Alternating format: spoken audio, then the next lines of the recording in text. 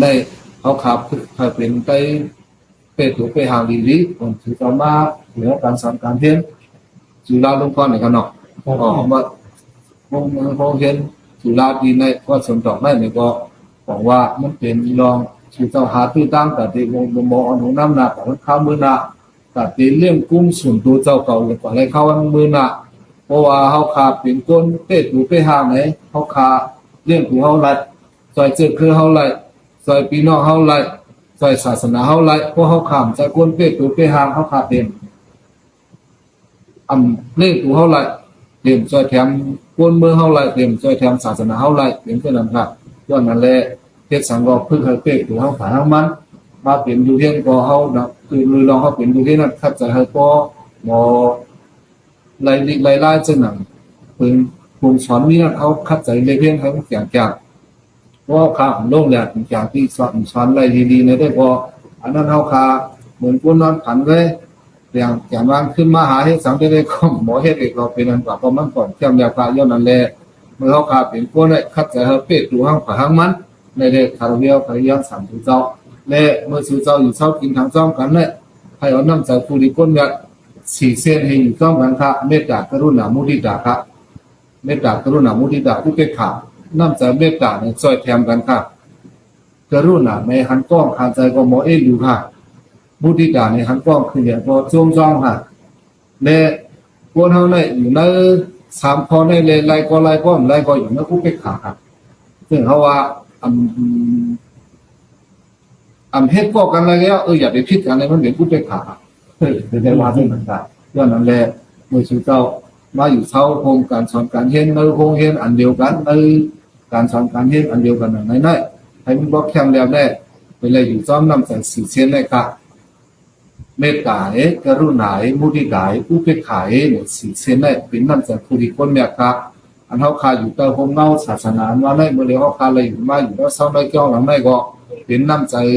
ตัวเสียหลวงเขาเมื่อก่อนเมื่อก็อ่อนซานขึ้นมาเลยเขาคาเลยมาปุยหงปุยพ้อยเขาคาเลยมาปุยหงปุยพ้อยแคมแบบนี้เอาจะไหนในเขาคาก็สำรวจเหตุการณ์แคมแบบไหนแคมแบบดี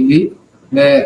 อันการเขาคาเหตุแคมแบบนี้เอาทำไรเขาซ้ำถูกหมอก้อนทั้งก้อนในก็ซ้ำไปแม่นนะไม่ได้ไปถูกหมอก้อนทั้งก้อนในอันเขาเป็นซุ่มเดียวการเห็นเหมือนกันเจ้าเนี่ยเจอจำเหมือนกันเจ้าเนี่ยเขาคาหลุดหมอป้อก้างมาในเลยอยู่นั่นใจเมตตากรุณามุทิตาอุเบกขาเฉพาะราศีคอเนี่ยสีคอนั่นสีคอนั้นอันลองอย่าเลือเปิ้นชุดได้น้ำใจเมตตาลองอย่าเลือเปิ้นชุดค่ะมันเป็นอันใดไรต้นเตอร์ไรกูขิงกูข้าวกูมือกูวันค่ะกรุณาว่าในพ่อไปหันเปิ้นคานเจอไปจ้างพูดมากค่ะที่หมอใจมุทิตาก็พ่อไปหันเปิ้นขึ้นอย่าต้องไปจ้างพูดมากค่ะน้ำใจกรุณาตั้งมุทิตาในใดมันพูดมากเป็นมือเป็นปอกค่ะอันที่พูดได้ตัดเสียได้มีเมตตาดังอุเบกขาค่ะเมื่อเขาคายอยู่จ้องตรงเมื่อได้เมื่อเขาอยู่จ้องกันได้ดีๆก็เป็นน้ำใจเมตตาเห็นเศร้าจ้องกันก็สามถูกค่ะและทั้งเจ้าว่าดูผัดดูยันดูปลาก็ที่ก็ได้ในก็อุเบกขามาถึงมาเมื่อเข้านั้นก็เขาผัดดูต้องน้ำใจอุเบกขาแค่เดียวค่ะอันเขาคาเต็มในเรื่องออกน้ำใจทำนี่แค่สี่เปอร์ค่ะตัวสายอีสานไม่เสียกู้กุศลค่ะความปานีค่ะเป็นข้อความอภิธรรมค่ะแล้วตราพระเบียงเขาไว้สุดานวินิอภิธรรมในสี่เปอร์น่ะข้อความอภิธรรมในมันเป็นนอนมอนอันกับไก่เลยรู้ใจสัตวะตั้งหลงตั้งหลายค่ะเนื้อสัตวะตั้งหลงเนื้อน้ำใจสัตวะตั้งหลงตั้งหลายอันดีเลี้ยงออกดินหัวใจเขาคนเจ้าพุทธภาษาอันดีเลี้ยงออกน้ำใจอันดีเลี้ยงออกดินหัวใจเขาคนสอนการเห็นเหมือนกันเพื่อได้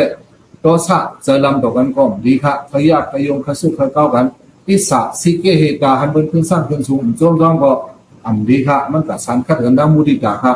กำในมัจฉริยะจางเขียนในก็ห้ามดีหมดค่ะนั่นก็จังเขียนจังกลางนะอาลาก็ซ้ำเม็ดกาก็แห้งฮะนั่นใจสีเส้นในอิงก็สามุทานะใจ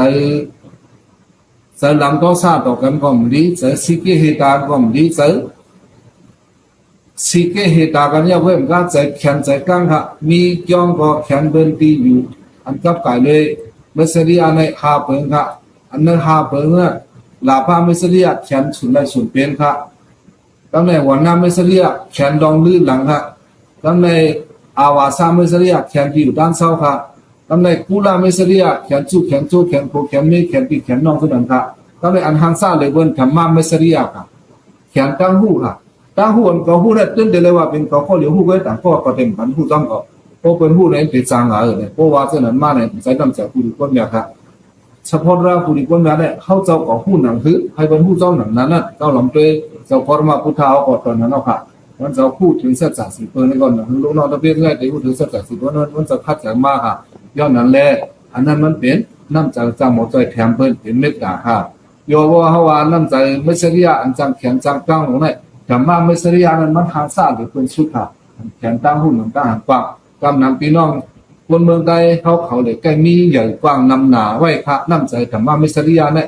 เรื่องที่ว่าหมอกาถาห้ามเลือดหรอกนี่โหไว้เพราะว่ามันก็ฟาดเทคนิคก็เลือดได้ยืดตรงกว่าเพราะเป็นพลาดเรื่องมีวัดอันนั้นสอนมันคาอินรู้เนี่ยได้ค่ะมันเปิดว่าให้เย่าติดกับข้าไม่ได้ว่าถึง10 วันขึ้นนั่นเป็นแต่มาไม่เสียค่ะแขนตั้งผู้ไว้ค่ะย้อนเปิดนั่นแหละน้ำใจสีเส้นอันดีเล่นออกตีนหัวใจลูกพี่น้องเขาเนี่ยต่อสายอิสายไม่เสียความใจเขาเนี่ยใจลำเหตุจังแขนเหตุสิเกเหตุตายสามเส้นเนี่ยเป็นน้องอย่างสำแดงผู้สะอันแนงใจขึ้นนั่นค่ะเพราะว่าเขาขับพิษกันในการลี้ข้อมตั้งไรเหตุวัดในก็จังแนงใจ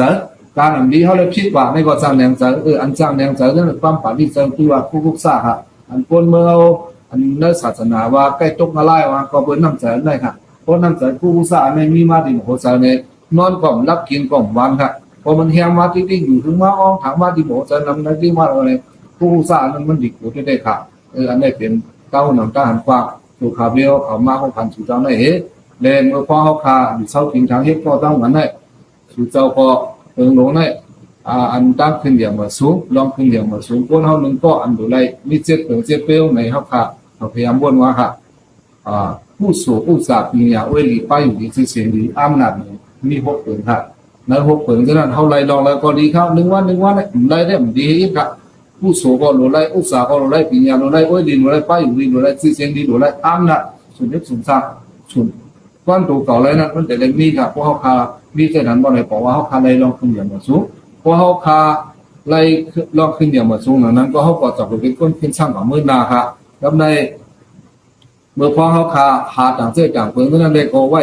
อันเขาคาหาอุ้ยก้อนเลยค่ะอุ้ยหลีเนี่ยอันในตั้งหันถึงพระถึงเจ้าวาไว้บันคอนึง